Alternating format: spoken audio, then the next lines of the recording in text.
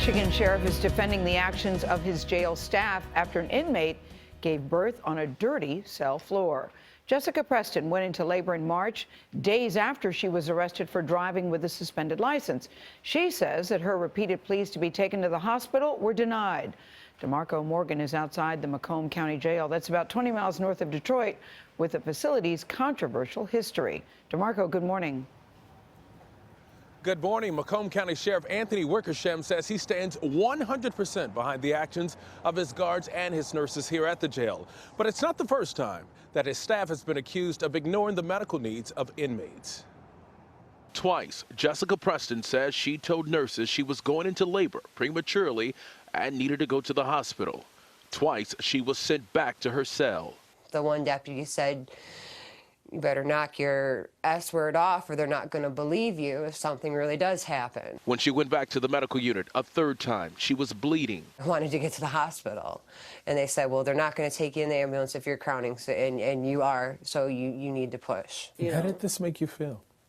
I was scared. My first son was delivered by emergency C-section because of a placental abruption. So by having this one naturally, I could have been bleeding to death on their floor, and nothing would have been known. Baby Elijah weighed less than 5 pounds when he was born 1 month early. Pink flower.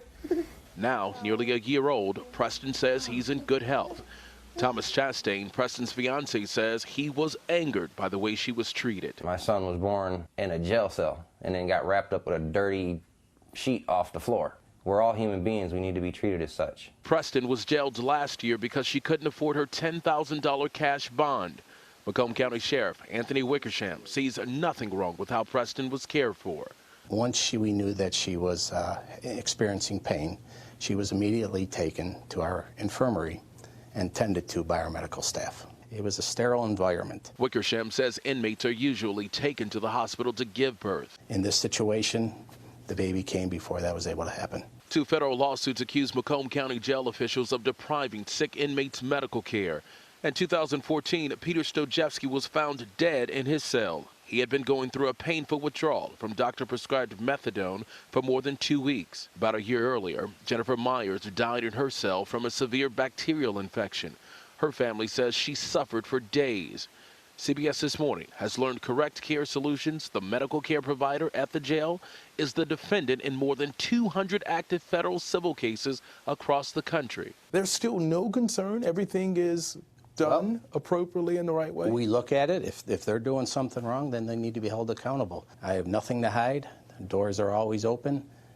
Anybody wants to come on in and investigate it, please come on in. We'll give you all of the documentation. Correct Care Solutions would not comment on specific cases, but they did tell CBS This Morning, and I quote, "Our practice standards of care are held to the highest industry level in the country. And while we fully understand that the ideal place for a pregnancy is not a jail cell, we also know that through firsthand experience that a cell delivery might be the only option." Nora? All right, DeMarco, thank you.